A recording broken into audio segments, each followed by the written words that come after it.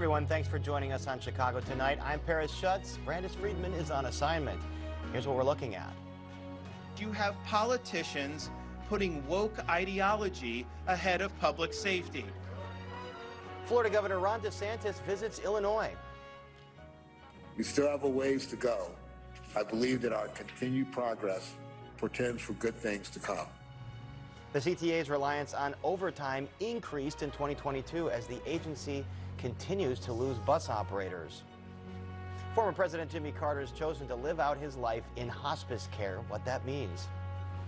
And he took a liking to me for some reason. I think he was intrigued with Southern politics. Plus, on this President's Day, Jimmy Carter on Mayor Richard J. Daley from the Chicago Tonight archives. She played with the Negro Leagues, and that in and of itself was incredible.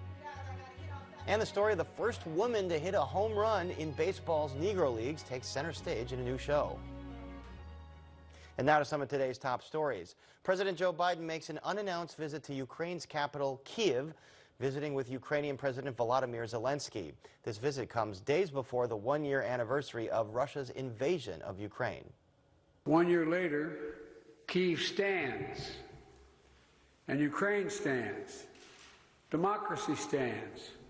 The Americans stand with you, and the world stands with you.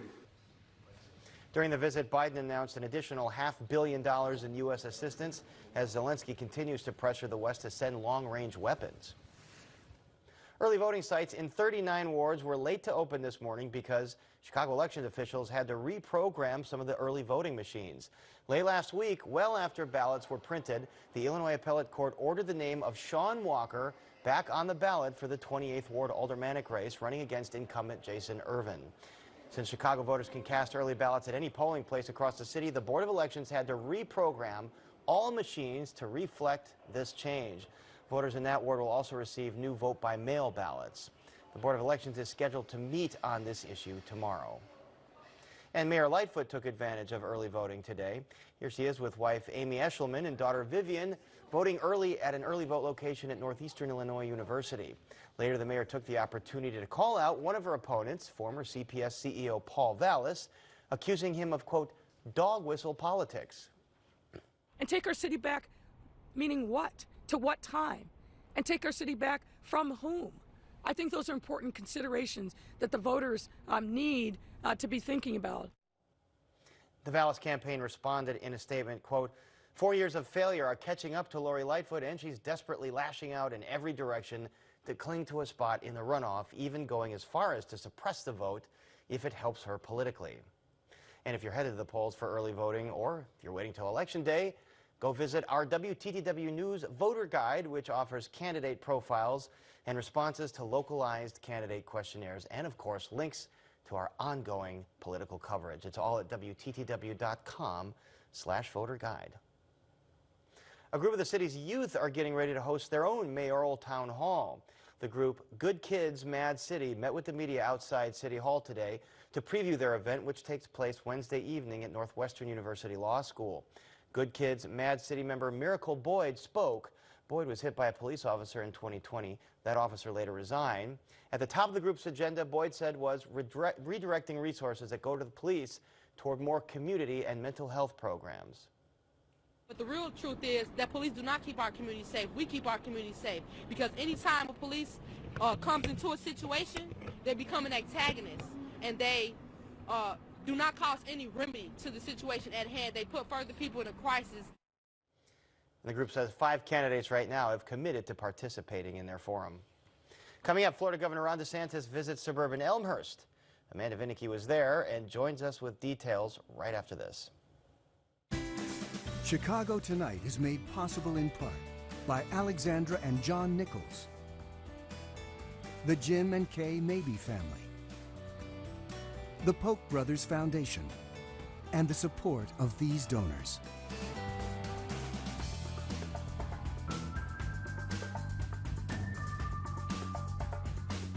It's a political edition of Trading Places. In July, Illinois Governor J.B. Pritzker traveled to Tampa to headline an event for the Florida Democratic Party. Today, it was Florida Governor Ron DeSantis who came to Illinois as the headliner for an event supporting police. Amanda Vinicky was there and joins us now. Amanda, remind us why the Florida governor was here in Elmhurst, of all places. Yeah, Paris, the Chicago area was DeSantis' third stop after visiting New York and Philadelphia. So sure, one could look at this as part of his exploration of a White House run. But the official reason he came to suburban Elmhurst was for a pro-police event his camp titled Law and Order, Florida Leading the Way. DeSantis largely stuck to that theme. No jurisdiction in Florida is going to be able to defund police. If you do it, we're putting the money back in. We're not going to put these people at because you're going on some type of ideological joyride. Not on our dime. It was a message that resonated with the crowd of about 250, like Joan McCarthy, whose brother is with the Chicago Police Department. And I totally back the blue. I think that police have been getting, kind of a raw deal here in Illinois, and I came to support and to hear what another governor from another state is doing. McCarthy says by the end of the speech, everyone around her was ready to move to Florida. Now, not everyone is on the same page. I also spoke with a retired Elgin police officer who said she appreciated DeSantis' message on the law enforcement front, but said she won't vote for him because of his abortion stance. Another person who won't be backing DeSantis should he run for president, former Illinois nominee for governor Darren Bailey. I still support President Trump, and we'll just have to see what the future brings. So, and both run for president, who would you back? Well, I've given President Trump my word that I would support him because he supported me. Bailey said he thought DeSantis was spot on with what Bailey described as a pro-America message. Bailey says without law and order, the constitutional republic will erode. Bailey's focus on crime didn't get him far in his race against Pritzker, but it is the central issue in the contest for mayor of Chicago, as DeSantis appeared to be aware of. The reason why you have crime that has spiraled out of control in so many of these different areas is because you have politicians putting woke ideology ahead of public safety.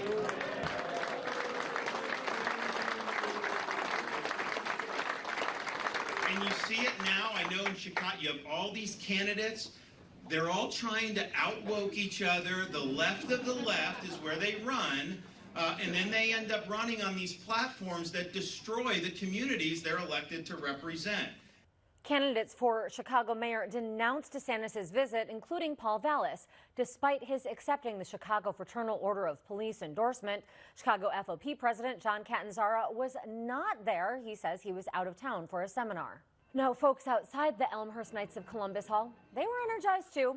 Equality Illinois organized a protest. I overheard a chant of racist, sexist, anti-gay, Ron DeSantis, go away.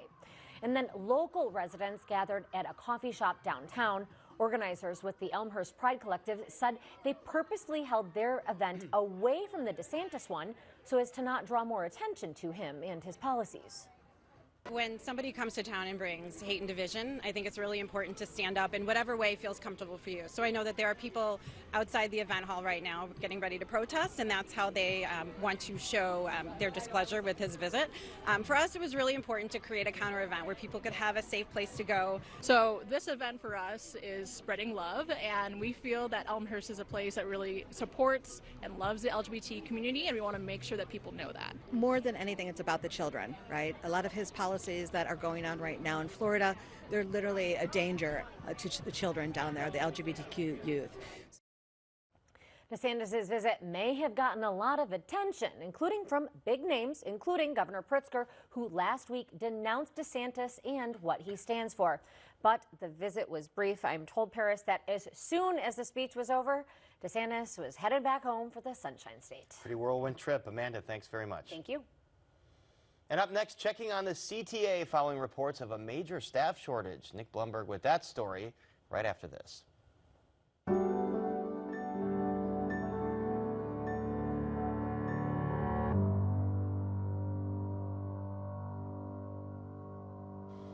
By now, most Chicago Transit riders have experienced one or more of the following on the CTA: later missing buses and trains, inadequate cleaning, and safety issues.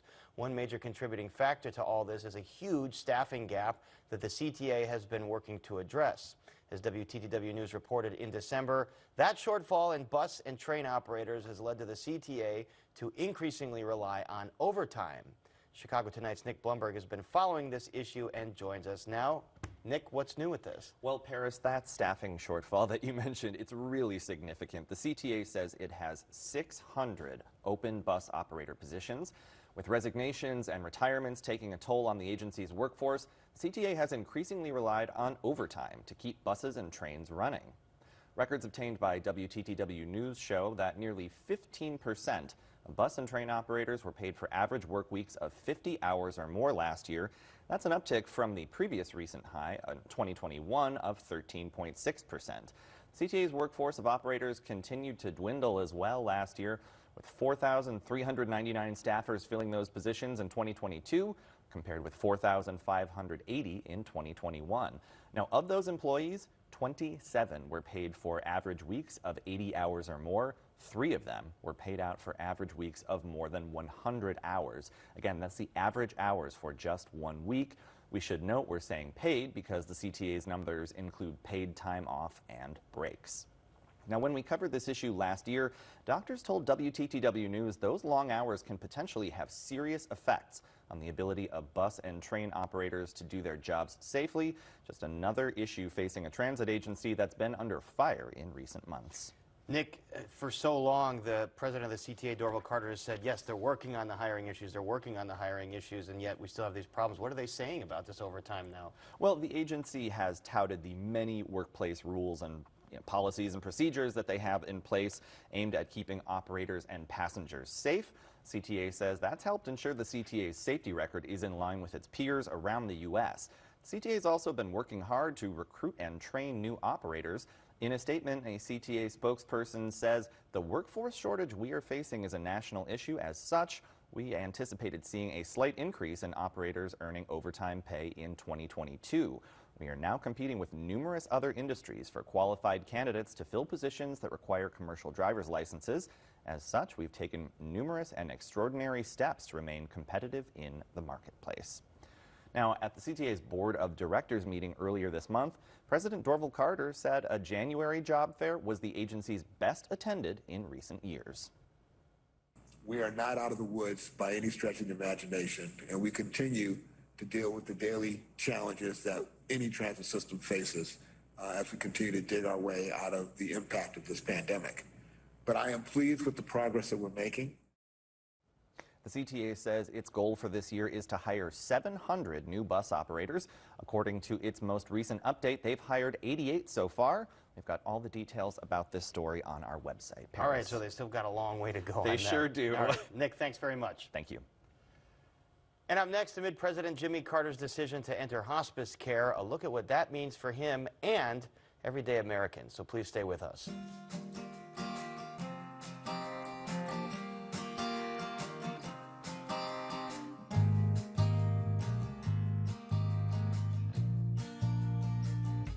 After a series of short hospital stays, former President Jimmy Carter has opted for hospice care in his home in Plains, Georgia. So what is hospice care, and what does that mean for the 98-year-old longest-living American president? And joining us now to explain hospice is Dr. Joshua Hauser, Associate Professor of Medicine at Northwestern University Feinberg School of Medicine. He is the Director of the Hospice and Palliative Medicine Fellowship there as well. And Dr. Hauser, thanks for being here. So first of all, thanks for having me. You bet. These decisions are very difficult for families. Clearly, President Carter is at peace with this decision. Remind us what hospice care is. So hospice care is care that's focused on comfort, symptom control, and quality of life, and also care for families. So families go through illnesses with patients. So it's focused on those things for patients who have a limited prognosis, a limited life expectancy, and are often struggling with a serious illness, like President Carter. And in terms of what this means for President Carter's life expectancy, we can't really read that much into it, can we? Whether it means days, weeks, or months? I don't think we can. I mean, hospice often means 6 months is kind of the expected prognosis or life expectancy when someone enters hospice. But what that means is there are patients who live much less than that, and there are patients who live much more than that. So we really don't know that. And I imagine these are very difficult decisions sometimes for families and providers. I've been involved in these kinds of decisions with my own family. What are the factors that everybody has to weigh here? Yeah, it's a great question. So I think as we think about hospice and as we think about care that's focused on quality of life, we want to do things that are within the values of the patient and the family that we're taking care of. We try to weigh what the advantages or disadvantages of going back to the hospital might be or not going back to the hospital. One decision that patients often make is a decision, and this sounds like what President Carter has made, is not to return to the hospital for further care, to focus on care at home. And that care at home can be very intensive. It involves nurses, it involves social workers, it involves chaplains, physicians who are all part of a typical hospice. And as I said, it often happens at home, as in the case of President Carter. And most likely it's palliative care in terms of helping folks deal with whatever discomfort they're in, as opposed to treating the underlying disease, correct? Right. So hospice is most specifically focused on comfort and treating symptoms. Palliative care is a broader term, which includes that, but can also include hospital care and that type of care. Hospice is a version of palliative care closer to the end of life. And you're the director of the Hospice and Palliative Medicine Fellowship at Northwestern, as we mentioned. Does that mean that there is additional training for folks that do practice in this field? Yeah, so for physicians, hospice and palliative medicine is a medical specialty. It's actually a subspecialty that you do a one-year fellowship after your primary residency. So you do a residency, I did a residency in internal medicine, and then you do another year of training in hospice and palliative medicine. One thing that's really interesting and I think unique about hospice and palliative medicine is that you can actually be a surgeon and get further training in hospice and palliative medicine. You can be an emergency medicine physician and get further training in hospice and palliative medicine. You can be a psychiatrist and get further training in hospice and palliative medicine. And the reason that's so important is because as a field, we like to think of the types of suffering that patients undergo, and it might be physical, it might be psychological, it might be spiritual, it might even be social or sort of situational. And so we really tap on the expertise of all those types of physicians. And we mentioned you're a professor of bioethics as well, so is there a strong ethics component here to providers? Yeah, so there's a lot of decision making, how we weigh different values of the patient and the family. There's a lot of issues around, how families mediate things and how families negotiate with each other, how we think about decisions near the end of life, whether to go on a ventilator or to be in an ICU or whether to stop that. Now again, President Carter, from the public reporting, has made a decision not to return to the hospital.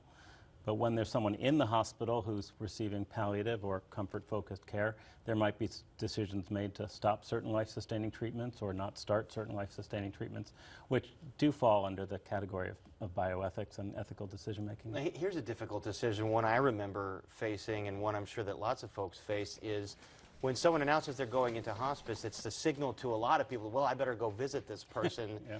And it's a choice between having a stream of company and guests versus kind of being at peace with your closest loved ones. How do you deal with that decision? I think that's such an interesting question, and I see a lot of patients and families who struggle with that. And the struggle is, of course I want to see so many different people, but it's also hard to see so many different people. And so what I think we try to counsel patients and families is to, try to limit things if they want that kind of intimacy. And so I think often patients will choose to spend their final days or weeks or months in hospice, wherever that may be, with people who are very close to them. And that can mean saying to some other people that they might not have the energy or the time to see them, which is a hard decision. And that's a hard thing for a lot of people to say out loud, even if you're at the end of your life. Is this affordable to regular Americans? Is it covered by Medicare? Yeah, so this is a Medicare benefit. It started in the 1970s as a Medicare benefit, and because it's a Medicare benefit, it's also covered by private insurance. And so the services of hospice include medications for symptoms, for comfort, for pain, include labor, in other words, nurses, social workers, physicians, chaplains to see the patient, whether at home or in a facility, and include equipment. So someone may need a hospital bed or a bedside commode, something like that. So all of that is covered by Medicare and private insurance. All right, a lot of things to coordinate and to think about for the provider and for the families. Yeah. Dr. Joshua Hauser, thanks for explaining this to us. It's a pleasure. Thank you for having me. And you bet. We've been talking about President Jimmy Carter on this President's Day. Carter's appeared on Chicago Tonight 3 times. One of those times, in 2006, John Calloway hosted Carter and asked him about his memories of Chicago and Illinois. In this clip, Carter talks about Mayor Richard J. Daley. In 1976, when Carter was running for president, Daley was supporting a different candidate, but he made a promise to Carter. Here's the story. Well, I came here as an unknown governor from Georgia, and I immediately acquired the policy of going to see Mayor Dick Daley. Richard J. the First. Richard J. the First, and just to pay my respects. And he took a liking to me for some reason. I think he was intrigued with Southern politics, and I would spend some time with him on each visit. That was when I maybe had 3 or 4% in the polls. Nobody thought I was going to win. But as the time developed and as I picked up strength, he was supporting Adlai Stevenson, Jr. around the state as a favorite son. And but toward the end, Mayor Daley told me that if I carried Ohio, that he would deliver all of Adlai Stevenson's votes to me in the Democratic Convention. So the night that I carried Ohio, the phone rang, Mayor Daley was on the phone, he said, "You've got 273 votes in the Democratic Convention that you didn't have a few moments ago." And then the most memorable thing, though, was when I went to a rally at the last minute, and it was a big hall like an opera house, and Adlai Stevenson was asked to introduce me. He gave me the worst introduction I have ever had in my life. It was really embarrassing to me and everybody there. And I didn't know what to say when I got up. It was about 7,000 or 8,000 people there. It was right in the last stages of the campaign. And I got up and said, "Adlai, I don't know what to say to your campaign, but I'd like to point out one thing. When your father ran for president against Dwight Eisenhower, he didn't carry Illinois, but he carried Georgia in 1952. In 1956, when he ran for president again, he didn't carry his home state, but he carried Georgia. And I'm grateful for the people in Illinois that gave me their support." Have you had a chance over the years ever to talk with him about that? Not really. Well, I saw him a few times in Washington, and I would say we were moderately friendly and certainly polite to each other. But you haven't forgotten? Well, you can see I haven't forgotten. I don't hold it against him. It was a humorous thing that happened because I had the election basically won. What a great story. I had the honor of meeting the former president a few times when he was here. Very gracious gentleman. President Jimmy Carter in this very studio back in 2006. America's favorite pastime is taking center stage in a new production at the Goodman Theater. Arts correspondent Angel Ito introduces us to the 2 women behind Tony Stone. I think it's of the utmost importance to play iconic characters who we've never heard of. I didn't, and I played baseball from 5 to like 12 and then softball all of my life, and I had never heard of this iconic woman. It's the story of Tony Stone, the first woman to play in baseball's Negro Leagues. Stone was rejected by the All-American Girls Professional Baseball League because of her race. So she instead joined an all-men's baseball team, the Indianapolis Clowns, to play second base. Some of the obstacles that she faced, part of that being, her mother, not being as supportive. She wanted her to do what is considered traditional woman things. And Tony was proficient in baseball and many other sports, but baseball was the thing that she loved the most. So it follows her journey playing in an all-male sport, some of the things that she had to do to fit in, and some of the things that she had to kind of compromise herself to be able to be in this sport. On stage at the Goodman Theater, playwright Lydia Diamond says one of the elements she wanted to highlight was that despite Stone's challenges, she'd achieved her goals. The story I'm telling is about Tony Stone, and some of the things that she encountered were these horrible things. It made not what white people have done to us the story. It was important to me that that not be the story. A thing I don't see on stage as much as I would like. I wanted to see a group of men hold up a black woman and help her tell her story. So the men play different characters. The men play women. Someone plays her mother, someone plays a priest, they play white people and black people, and it's exciting. I told you guys I got to hit off such a page. Yes!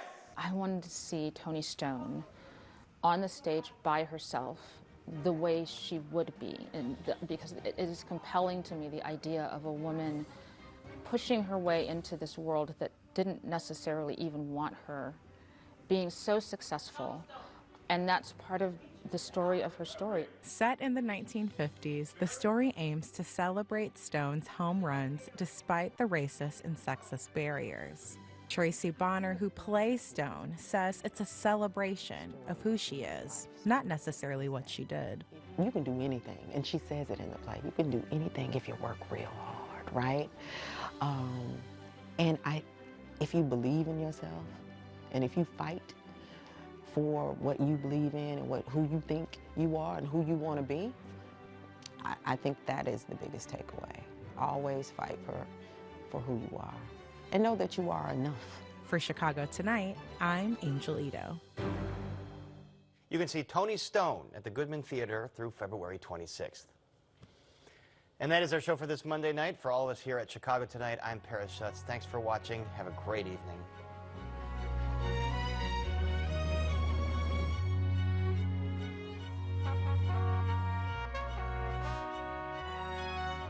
Closed captioning is made possible by Robert A. Clifford and Clifford Law Offices, a proud sponsor of diversity, equity, and inclusion-focused free continuing legal education for lawyers throughout the region.